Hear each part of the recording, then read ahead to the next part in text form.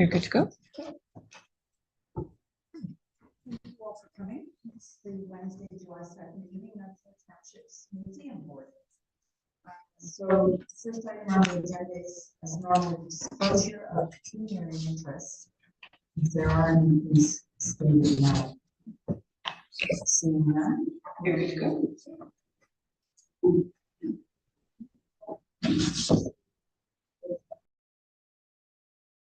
And privileged. Give me a minute.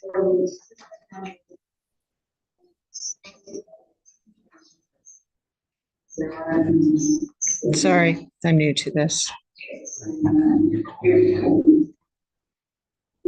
No, that wasn't what I wanted to do. That's the one I needed to do. Sorry, missed a button. Just about done.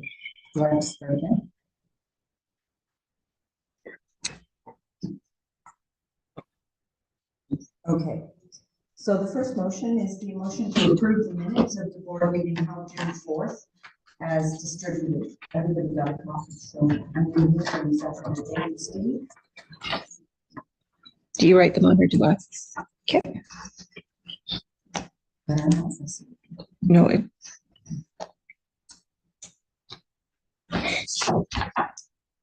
So the motion reads that we approve the minutes of the Nipissing Township Museum Board meeting held June 4th, 2025 as presented. All in favor? Carried.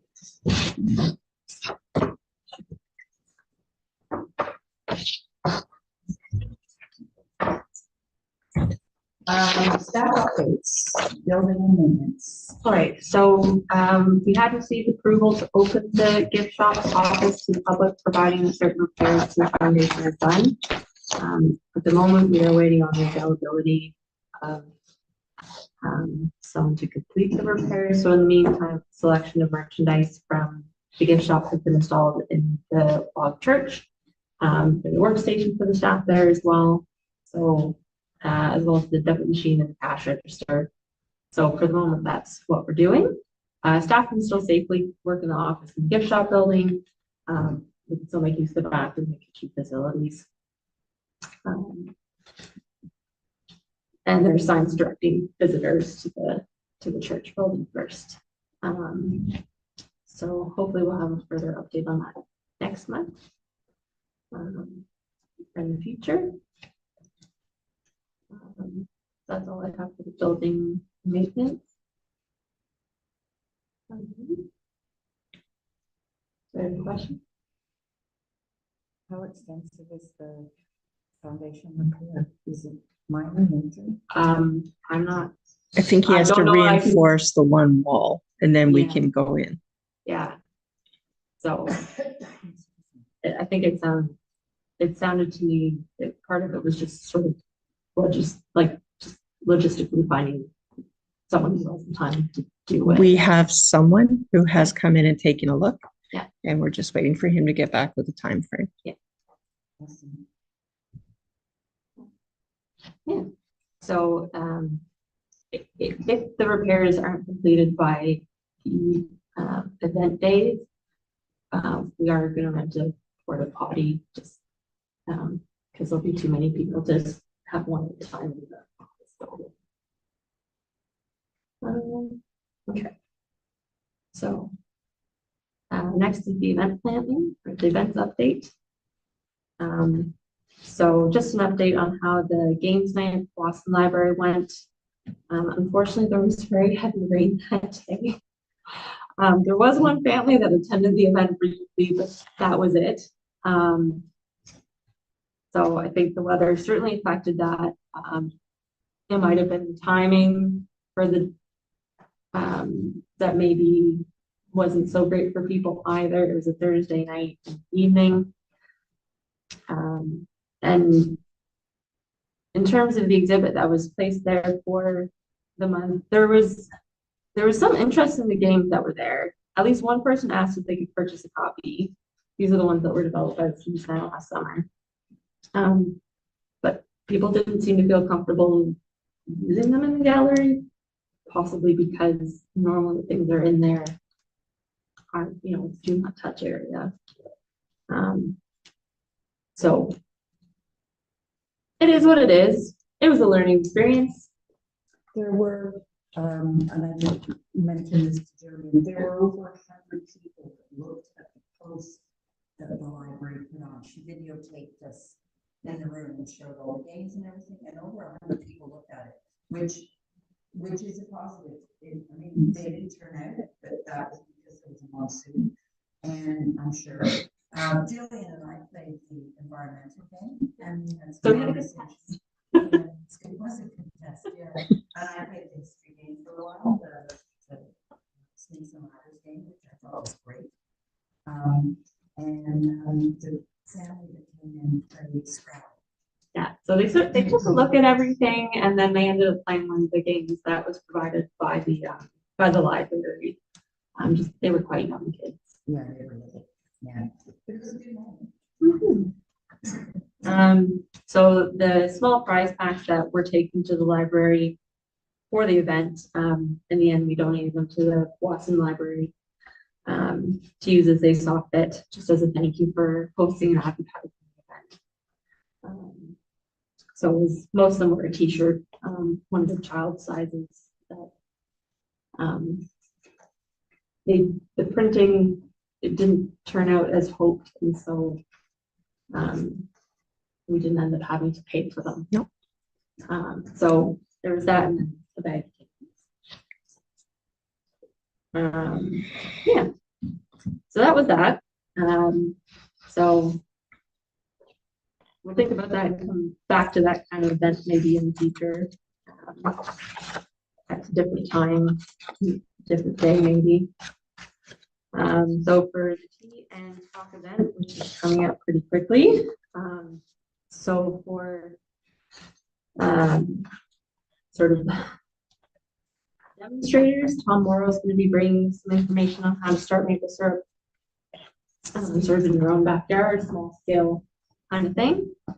And Laura Costello from Bella Hill will be bringing in her collection of vintage and modern spiles and collection buckets.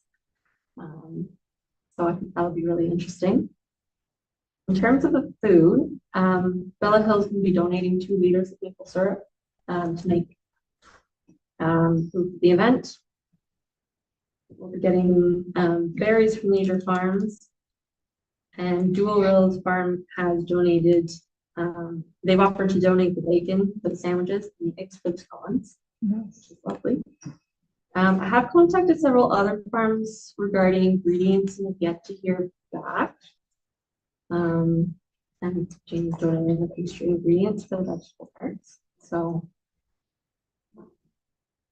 And what about the bread? I haven't heard back on that one either. There's 2 businesses that I've noticed locally that might. Did you reach out to Bernie Conklin? She knows somebody. She's a counselor in Chisholm. Anybody knows somebody that can bake course with that sells it at the farmer's market or whatever. So you know it's an improved kitchen. She'll know. Bernie, yeah. It was at the thing in command on weekends.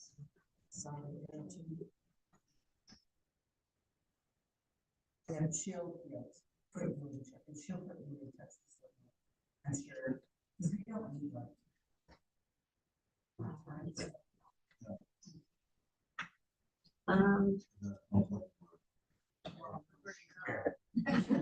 Well, just so she gets the name right. Oh, right. Oh, what's Yeah. that? Kerr. Sorry. My bad. She wasn't gonna. Wasn't that bad. Okay. And as you may have noticed, if you've been on Facebook, we've added some activity dates at the museum. So sort of not same kind of scale as the Tea and Talk event or Heritage Day, but also pre-registration, and there's a ticket cost to help cover any materials needed. So just trying to bring in more visitors, different visitors, people who have already seen the museum and want something different, or who maybe aren't interested much in museums but are looking for activities to do. So they're still relevant to history, but in a way that'll hopefully appeal to a wider audience. And so far, after a little bit of advertising on Facebook, we already have people registered for both of them. So the first one is going to be Saturday, July 19th from 10 to noon. That's a $5 cost per participant. We're going to be making butter. So each one will get their own small mason jar of cream. Then they'll have to shake it themselves. We'll strain out buttermilk, and then we'll have some different herbs and garlic and things that they mix in. So they can pick and choose what they put in. And then, pardon? No, that's why we're using little mason jars. Yeah. And then that way, we'll do a taste test with bread, and whatever they don't eat, they can take home. So we have a poster for that event to go out. So anyone who's interested in delivering the posters, come talk to me afterwards. I'll give you a stack of each one. Is it this poster? Or is it just for each event? So there's one overall poster, and then there's some posters for each event. Depending on where you're posting them, one may make more sense than the others. The butter making one should be in your agenda package. The other two were sort of last minute additions. I know somebody will be really interested in the butter one. I'll make sure that I tell her. Perfect. And Kristen has been wonderful making posters, and she's taking the registrations through the township office. And a lot of people who are used to doing the rec events, that's sort of what they're used to, and it seems to be working really well so far. Awesome. Because I think we already have 11 for the butter making, and there's 2 for the basket making workshop. How many people are you getting to come Yeah. to the butter making one? Is there a limit? There's no limit. I mean, if we get up to like 50 people, then I'll start to worry. Well, we can do it again, right? Yeah. We could have a second one. Yeah. Maybe it's not popular. Yeah. Honestly, that's what we do. Yeah. So we'll sort of cross that bridge once we find out how many people are, or once we get to a certain number, maybe 20, and then we'll maybe close it and make the second date. So the event is going to be held in the church. Well, hopefully it'll be a nice day outside. We can do it outside. Barring that, we'll make sure space is cleared in the church for that. Okay, so you gotta remember what your occupancy is for the church. 25. So, And we can also, if it's nice, we'll put out the tents outside, out Yeah. back, so we can have the tables and the tents and everything, so we'll be all right. I would be that. If the weather's nice enough, we can set them up the Friday before. Then we could, the 3 of us can probably get them up. But yeah, if the weather's bad and we have to do it the morning of, and helps No, us. it's gonna be nice that weekend. I have a big family for it. Just put that over there for good weather that weekend. I got too many people coming. So the next one is the make your own basket one. So it's going to be sort of rope, fabric, and sort of some of the fabric is going to be scraps. We have some that are there for the crazy quilt that's been sort of an ongoing demonstration project. But we'll be asking the community to maybe donate some scraps as well on Facebook if we get a lot of people. The students, they'll make some demonstration pieces going along just to sort of show people, and then those can go in the silent auction on Heritage Day. The other thing I'd like to start doing, and this is even more casual, as I mentioned, there's the crazy quilt that we've been using as a demonstration piece and sort of interactive activity for people. So Wednesday afternoons, anyone can come down with their stitching project, their crochet project, their knitting project, or they can come and work on the crazy quilt. There's different pieces so different people can work on it. Anyone who participates on museum project, never beverage, coffee, tea, lemonade, something like that. All of which we'll need for the tea and talk and the Heritage Day events. So if no one comes, we won't make any coffee or tea or anything. We lost nothing. But if we do get people, that'll be a nice sort of regular activity that the students can sort of take turns hosting. And do that. Could have posted for that. No. We have quite a few posters for the various events. And given that this is sort of casual and low cost, we'll put it on Facebook as a spring event. Yeah. We'll try and get sort of word of mouth. But like I said, if no one comes at all, so when the staff and I, we can all provide instructions or demonstration, that kind of thing. So that would be sort of drop-in registration required. So that's it for those specific sort of activities. For Heritage Day, I have posters for that to distribute as well. So those can go up as soon as the Teen Talk event is over. And I did speak to Bob Bartlett, and he's agreed to come and do a blacksmithing demonstration. And I asked him about hand forged nails for building purposes. He's going to see what he can do to tie it into our theme, building homestead. So that's pretty much all there is to report on that. We do have a motion for the activity days. So in the event that the registration fees don't cover the material costs, there's a motion to use some of the funds from the museum programming budget to purchase those supplies. So, we have a motion that the Nipissing Township Museum hosts 2 activity days on Saturday, July 19th and Thursday, August 7th, 2025. And that the funds from the museum program budget be used to purchase supplies for the event.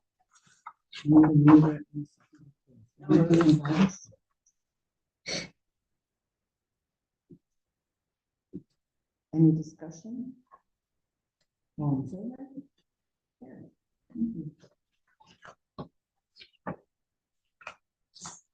Okay. Just before we move on to one quick question, the baking time. Yep. What time do you get? I'm not sure. For the people that I have spoken to and have an order placed, things are getting picked up on Friday.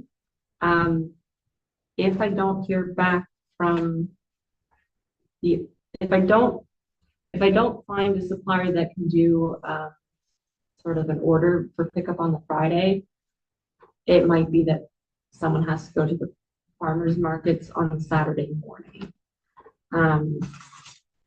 So I contacted some suppliers by email, and those that I didn't hear back from yet, I called today and left a message. If I don't hear back from them by Friday, I call other farmers to try and source them from somewhere else. Some items will come from the grocery store. We'll try and at least purchase things that were grown in Ontario. So it will sort of depend on where things are coming from, how early we can start here. Okay, so you'll just email. So I'll email just let put you the whole know. day in and. Yeah. It won't matter. As early as possible, like 9 a.m.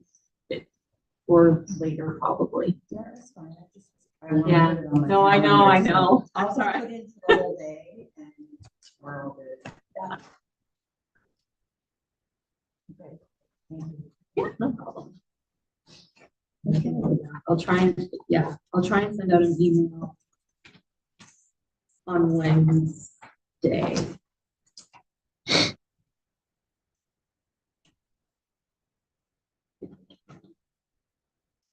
Okay, so, we're moving on, you finished with all those updates, yeah?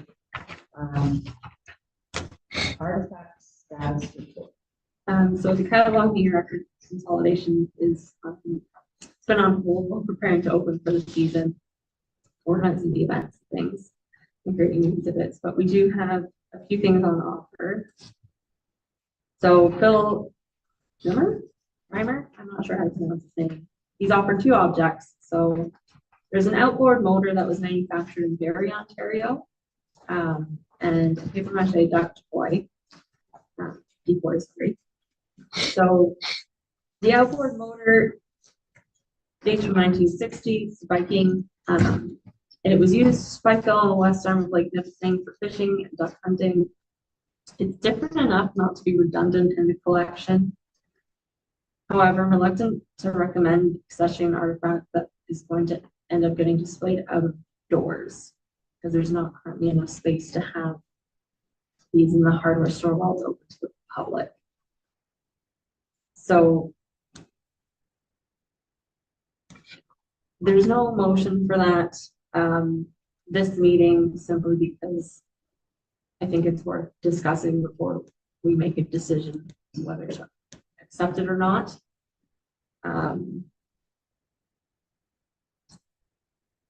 The duck decoy, though, I've looked at the ones in our collection, and although we do have quite a few, they're all wooden. The paper mache decoys were common in the post-Second World War era. So it is relevant, it's a relevant demonstration piece of how the popularity and availability of materials was affected by the conflict and changes in technology. And again, it was used for duck hunting in the area. So there's some photographs and notes in the package that you guys received. Does anybody have any comments they'd like to make about the motor? You can buy it from the Eaton's catalog. Yeah, that's right. You could. What we need to find is a catalog that they were getting. Yeah. That'd be cool. Yeah. Well, in the 60s. But that said, there's still quite a few of those getting around. This is a beautiful shape, but the condition is so I think, well looked after. yeah, there was one, yeah, he hit a log when he was heading up to Cache Bay. So the gear shift isn't reliable, but we're not really running museums. Lightning is made by OMC, right? Yeah. The issue is from what I'm gathering, is storage and. Yeah, well, we have 3 or 4 already that They are displayed outside during the season. They stay outside. And then they're brought into the hardware store during the winter. There's simply not enough. They're large items. They're on awkward sized stands. In order to maintain accessibility in the hardware store, we can't keep them in there. No, understandable. This stand comes with it. I didn't actually ask him that. I'll I'll double check. Well, because he might have a use for the stand. unless he's upgraded it to another motor, I keep using that. It is at least recognizing the fact that we may not have the space. He did come in and speak to me in person and before sending the information. So I have warned him about our limitations in that regard. But My concern with moving it outside is it's fairly. It's an old motor, but it looks like it's very usable, and my concern.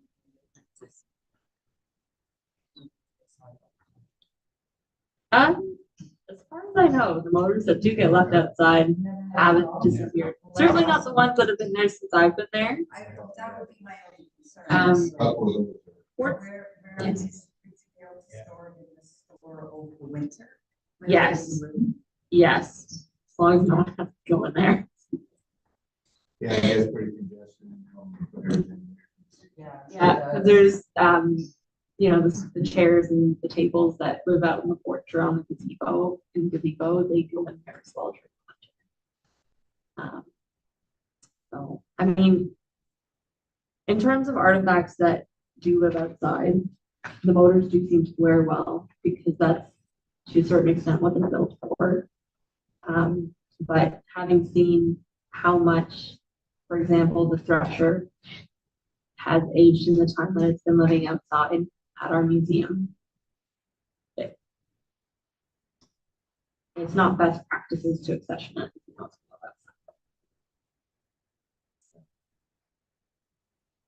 So does anybody have? any My opinion of it. anybody else? And we can think about it and have a motion at the next meeting. Yeah, that would probably be wise, give everybody a chance to digest it and think maybe they'll come up with an idea that'll work, right? So I don't think it's gonna be like something that-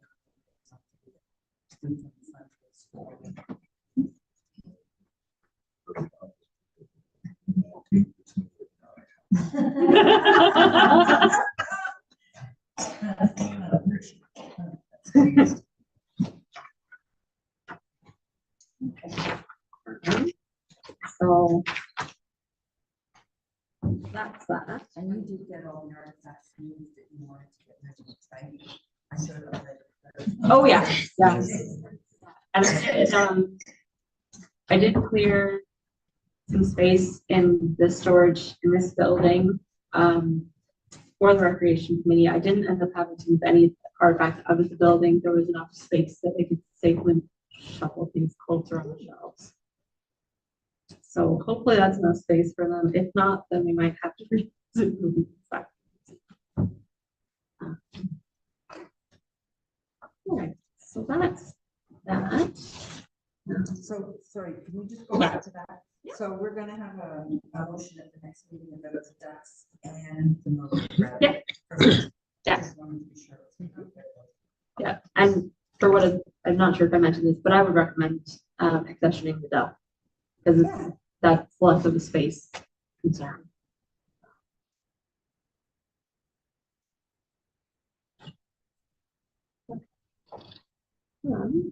So next on the agenda is the exhibits. So currently working on the maple syrup exhibit for the Team Talk event. So it will be installed in the hardware store for the season. The Snakes and Ladders game has been set up in the church for people to play anytime. So it's out and ready, and the students will show people. And we're starting to work on the exhibits for Heritage Day. And are you working on or have you managed to come up with some cards for the table for conversation? So I've got some, what I ended up doing was I made some sort of upright, so they're sort of like square teepees. They're sort of stitched together. There's an outer flap which has a question on the outside, and then you can open the flap and there's an answer on the inside. So those would be at the tables to sort of provoke conversation, and something for students about that while they're eating their food. It's all laminated, so if it gets sticky, it doesn't matter. And then we'll just live in the hardware store with the rest of the exhibit throughout the season. So, yeah.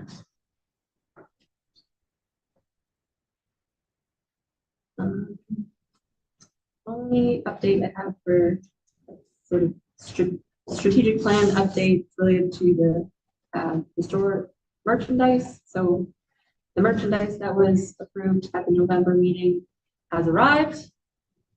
I'm wearing one. So there's different children's size shirts that we ordered from a local company, which we're waiting on. Otherwise, everything else has arrived. So that's all good to go. So what? Awesome. That's seems to be everything, and everything seems to be well in hand, so, does anybody have anything that we haven't covered that they would like to discuss?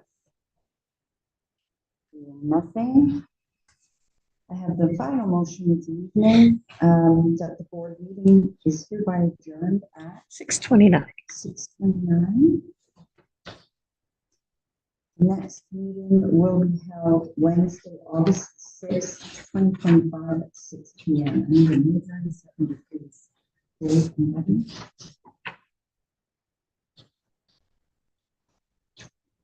Any discussion? All in favor? Good. Thank you. Thank you.